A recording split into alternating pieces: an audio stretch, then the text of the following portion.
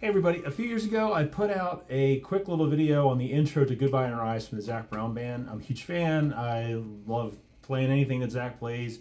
I have a nylon, I have Taylors, I've been playing all his music for years, but I could not find any tutorials or anything on how to do the intro to Goodbye in Our Eyes, so I just took it upon myself to figure it out. I have a video out there.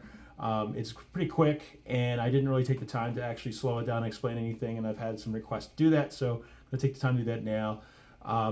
If you go and you buy the music, you'll find it in there, but there's no slap, there's nothing about that. It's just chords and basically the rest of the song with the chords and everything and the whole band, but not the slap. So in the video, if you watch the actual official video, Zac's playing like without a capo, and it's down on the E and the A, and he's doing the slap, but I think it's definitely not what he does live. He plays always with his guitar is tuned down a half step. The whole band tunes to it, so E flat, and then in this particular case he puts the capo on the 4th fret, and he's basically pivoting between C and an F. So it's actually like a C chord, C add 2, so you have the D open a lot without the E note right there, and then you play the F with your thumb on the bass. If you can't hit that, you can do it without it, it's still fine, but it's basically like an F add 9, so you leave the high E open. So those are the chords, and there's a very distinct pattern of what the left hand is doing and the right hand. And before I get into that, the way that he's actually making sound on the strings is by pulling off. Like he's like pulling down almost, like that. And there's no pick. It's not because of the slap. There's one time he will go over the strings on the strum and almost like an offbeat on the way back to doing the slap pattern again. So it's a really neat, and I'm going to play it kind of slowish speed so you can see how it all comes together. And the very first thing that he does is he usually in the video it's a harmonic that he's playing a few notes, but when you're on this capo like this, you start with just playing the low C on the third, on the 5th, the A string on the 3rd fret, and then an open D and an open G.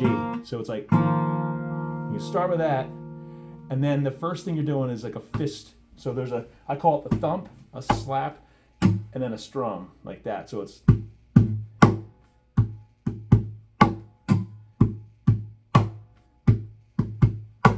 and that is repeated through the whole intro. It does not stop. Same pattern.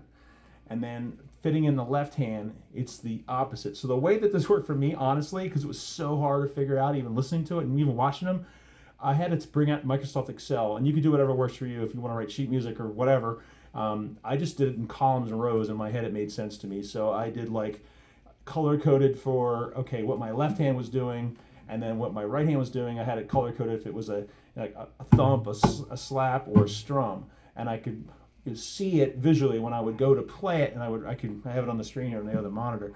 I would basically just do it, and then I would memorize it, and finally it became second nature. And I'll share this document on the video so you guys can see what I did.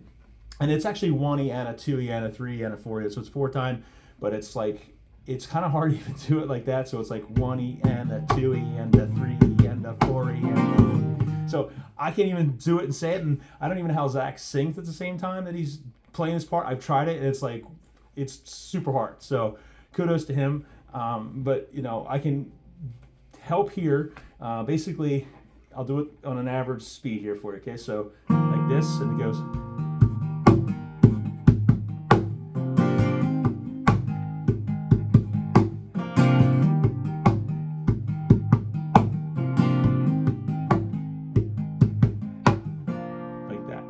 So if I slow it real down, it's like, and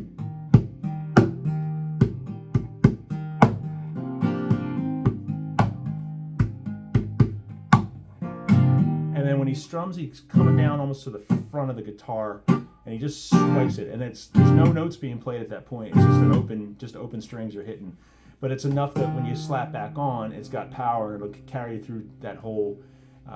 The first few notes there, so it almost gives it a percussive sound doing it that way. So I'll play it kind of almost full speed, I guess.